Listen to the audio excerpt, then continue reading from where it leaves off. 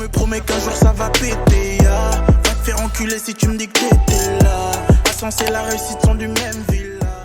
Voilà les gens. Aujourd'hui on se retrouve dans une nouvelle vidéo, of course, as usual. On est exactement le 19 novembre, ce qui signifie qu'on est au 19e jour de notre défi qui est, je le rappelle, un cover par jour pendant un mois. Enfin jusqu'au 29 novembre, la date de mon anniversaire. C'est bientôt. Préparez-moi vos cadeaux s'il vous plaît. Donc aujourd'hui on se retrouve dans une nouvelle vidéo et on va parler aujourd'hui. J'ai décidé de discuter avec vous. Récemment je suis tombée sur la vidéo de Seb Lafrite, sa dernière vidéo, qui s'appelle Mes anecdotes. Franchement je vous la conseille un maximum parce que non seulement la vidéo est trop drôle mais en plus c'est vraiment des anecdotes de ouf. Et je me suis dit que c'est vrai qu'en soi on a tous un peu genre des anecdotes trop bizarres qui se sont passées dans nos vies, tu vois. Bon après j'ai que 21 ans donc c'est pas passé non plus énormément de choses de ouf, mais quand même il y a des moments dans ta vie où tu te dis ah quand même c'est chaud. Donc je me suis dit que je pouvais vous raconter quelques-unes de mes anecdotes. Sachez qu'il y a eu énormément de mésaventures dans ma vie. Sans plus tarder on va commencer. J'ai mes petites notes ici pour ne pas me perdre, même si je me perds tout le temps quand je raconte des histoires, mais quand même pour ne pas me perdre dans mes histoires, dans mes anecdotes. Donc on va commencer.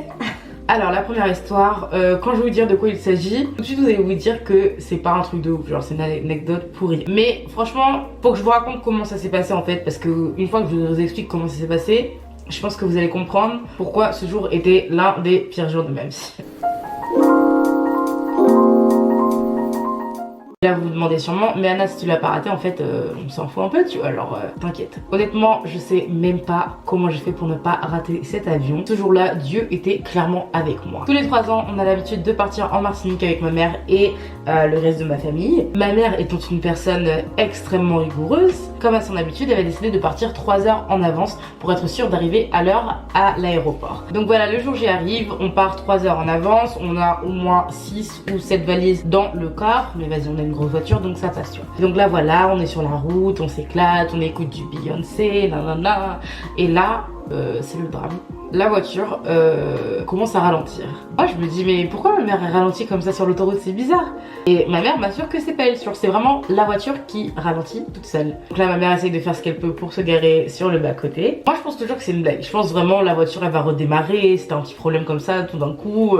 Tu peux pas faire ça, une voiture peut pas littéralement arrêter de fonctionner sur l'autoroute le jour où on part à l'aéroport. Concrètement la voiture elle a clamsé au milieu de l'autoroute. Et donc on s'est littéralement retrouvés coincés comme ça et les minutes s'écoulent et le temps passe. Ma mère appelle son assurance, contacte un dépanneur et un taxi pour venir nous chercher. Je me rappelle que quand on attendait, Aesop a marché 1 km. Il a même pas marché, il a couru là jusqu'à la borne d'urgence pour pouvoir signaler qu'on était un petit peu coincé au milieu de l'autoroute. Après de longues minutes d'attente, je pense qu'on a dû attendre 30 minutes ou un truc comme ça, une dépanneuse arrive enfin. Donc le mec de dépanneuse débarque, il remorque notre voiture et on monte dans sa dépanneuse. Et donc voilà, on fait quelques kilomètres avec le dépanneur. Et là, il nous dépose à une station-service. En gros, il nous explique qu'on doit attendre là un taxi qui nous amènera à l'aéroport. Lui-même dépose la voiture à cette station-service. Et une autre dépanneuse doit venir chercher la voiture pour la ramener chez nous. Le taxi arrivait plutôt rapidement, sauf que je vous rappelle qu'on avait 6 valises.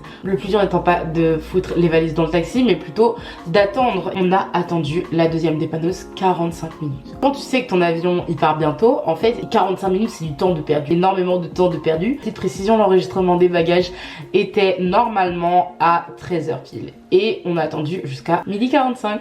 Voilà.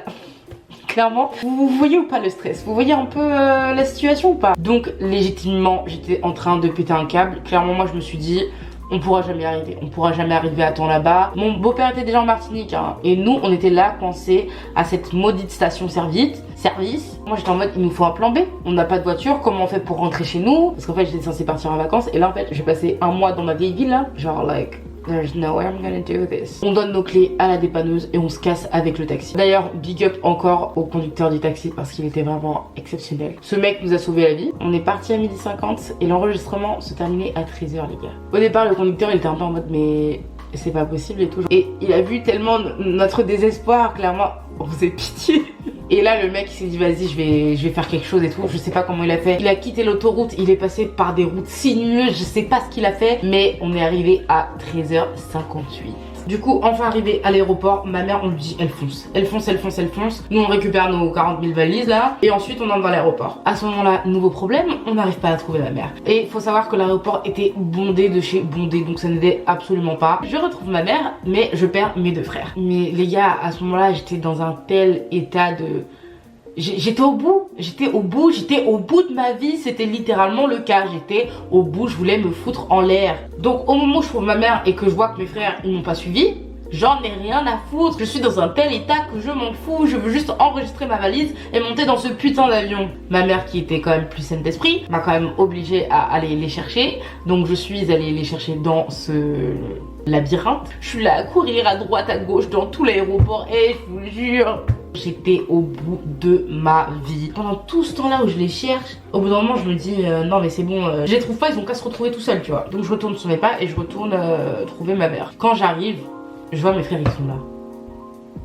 En fait j'arrive pas à vous expliquer à quel point à ce moment là c'était la goutte d'eau. Genre j'étais à bout, j'étais vraiment à bout. Genre j'étais sur les nerfs mais là c'était là, j'étais là, vraiment j'étais là. Donc on est là devant le guichet de l'enregistrement. Là le mec commence à nous dire non mais je suis désolée mais là il est 13h, c'est pas possible. Et non tu peux pas me dire non, après tout ce qu'on a fait tu peux pas me dire non en fait. J'étais vraiment en train de péter un câble, non seulement j'étais en train de péter un câble contre mon frère parce que j'étais en train de le chercher alors qu'en fait il était là, et en plus j'étais en train de péter un câble contre le mec du guichet là, et en fait j'avais tellement la haine, en fait j'ai fondu en larmes, et c'était trop, j'ai commencé à pleurer, j'étais au bout de ma vie, j'ai pleuré. Et là genre il y a tout le monde qui s'arrête et tout, qui me regarde, et le mec du guichet il est en mode oh mais mon petit poussin pourquoi tu pleures. Et la vie de ma mère, comment il m'a sorti ça, j'avais tellement la haine. Comment ça mon petit poussin? Je lui dis mais en fait vous savez pas tout ce qu'on a traversé, vous savez pas tout ce qu'on a fait là je suis au bout. Et là il me dit ouais t'inquiète pas ma puce ça va aller. Et ma puce, mon petit poussin, ma puce, la je vous dis toujours,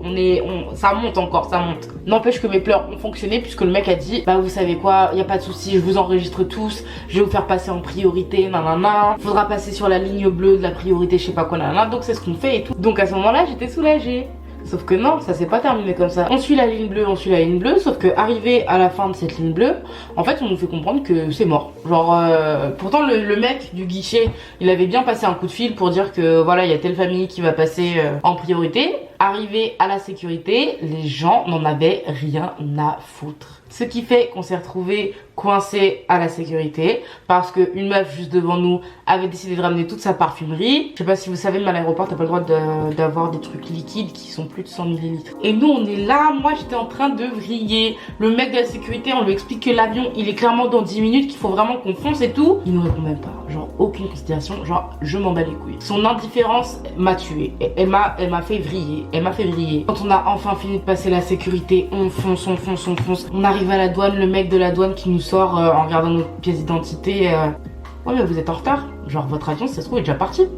Est-ce qu'il faut dire ça à des gens qui essayent d'avoir encore de l'espoir? Est-ce que c'est normal d'être aussi négatif comme ça? Et pendant tout ce laps de temps, moi je me disais mais il a raison, pourquoi on force comme ça? Pourquoi on espère encore qu'il y ait notre avion, tu vois? Donc on nous donne enfin le numéro de la porte d'embarquement, et là on voit que c'est la dernière porte, genre littéralement la porte la plus au fond. Et vous voyez, Orly c'est un grand aéroport, donc ça te met en fait sur les panneaux le nombre de minutes qu'il te faut pour arriver à telle porte. Et là la porte K a, je me rappelle plus, 13 minutes. Est-ce qu'on a 13 minutes, cousin? Est-ce qu'on a 13 minutes? C'est à ce moment-là qu'on a tapé le sprint de notre vie. Je rappelle qu'on avait encore nos valises cabine à ce moment-là. Donc on est en train de courir là, avec nos valises là. On est en sueur et tout, toujours en train de courir. Là c'est pas... Et Zop il fait quoi? Il jette la valise comme ça. Il la jette comme ça, en mode il va courir plus vite s'il a pas la valise. Il la balance au milieu de l'aéroport. Et donc là genre, c'est à moi de rattraper la valise. Je suis dans mon élan là, je suis en train de courir. Moi je dois rattraper une valise. Et c'est... J'ai attrapé la valise hein. Mais j'avais tellement envie de t'insulter. T'inquiète Aesop, j'ai pas oublié. J'oublierai jamais comment t'as lâché cette valise. Néanmoins, ça lui a permis d'arriver un peu plus vite. Donc Aesop et moi, on est arrivés les premiers à cette fameuse porte d'embarquement. Donc là, l'agent d'escale qui était là nous regarde et tout, mais en mode... On était là en sueur, là, fatigué et tout. On essayait d'expliquer tout ce qui nous est arrivé. Donc là, on lui explique la panne, le taxi, les 2 dépanneuses. Le mec, il regarde comme ça, genre... Il dit ah ouais c'est chaud hein. Au final il nous avait attendu, l'avion nous attendait. Bon par contre quand on est monté dans le bus qui t'amène à l'avion là, les gens ils m'ont regardé trop mal en mode ouais les retardataires et tout. Comment j'ai gueulé dans le bus. Donc voilà comment j'ai failli manquer mon avion. Là, vous devez être un peu en mode hein, qu'est-ce qu'elle raconte? What the fuck? C'est pas du tout une blague. Après, honnêtement, je pourrais pas vous dire quel crime il a fait parce que je n'ai pas osé lui demander. Alors, c'était en 2018 pendant mon expérience Erasmus en Irlande. J'avais l'habitude d'étudier au Starbucks du centre-ville. Au niveau de Art Escape. Sauf que ce jour-là, il était fermé. Donc je me suis renseignée et je suis allée à un autre Starbucks qui était le Starbucks de la gare. C'est la première fois que j'allais dans ce Starbucks. Il y avait beaucoup moins de monde que dans le Starbucks où j'avais l'habitude d'aller. Donc voilà, j'étudie, etc.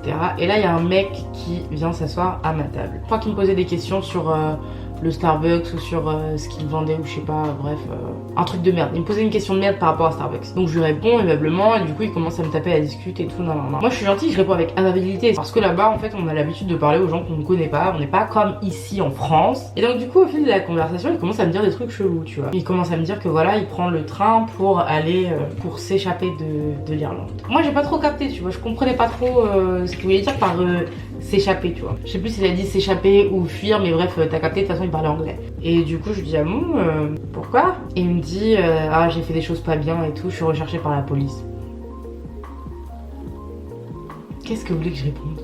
Du coup avec ma plus grande lâcheté, j'ai répondu ah ok.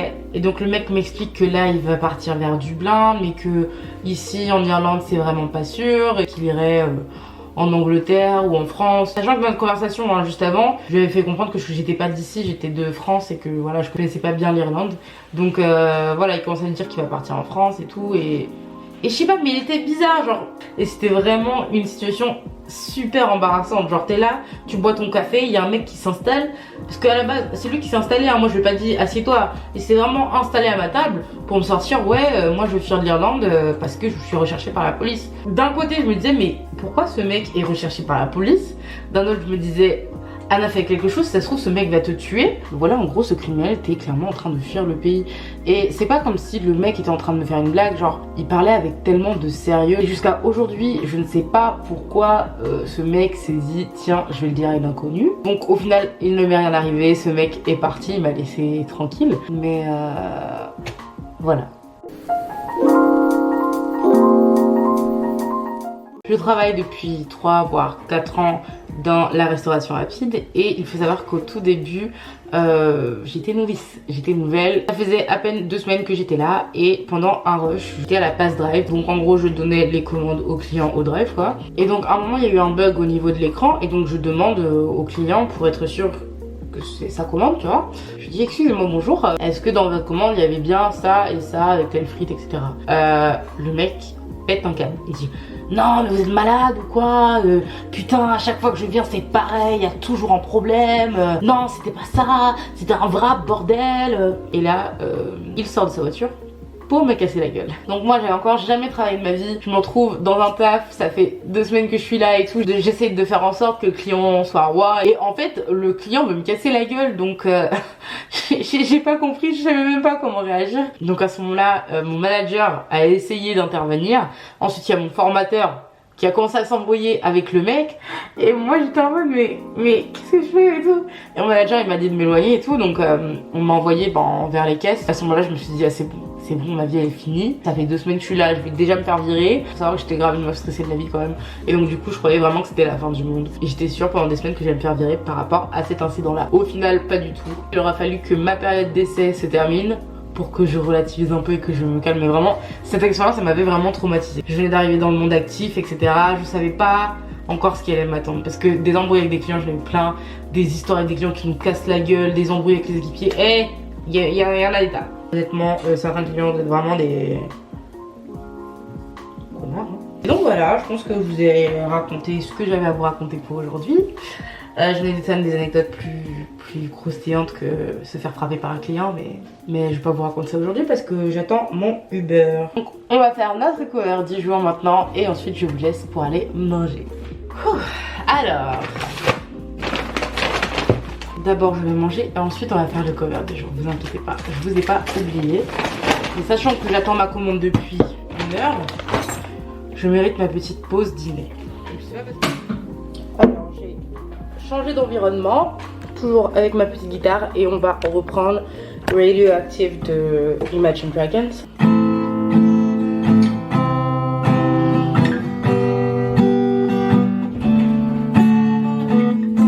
I'm breaking in, shaping up, and checking out on this prison bus. This is it, the apocalypse. Whoa. I'm shaking in, breaking up, and checking out on this prison bus. This is it, the apocalypse. Whoa. I'm waking up, I feel it in my bones, enough to make my system grow.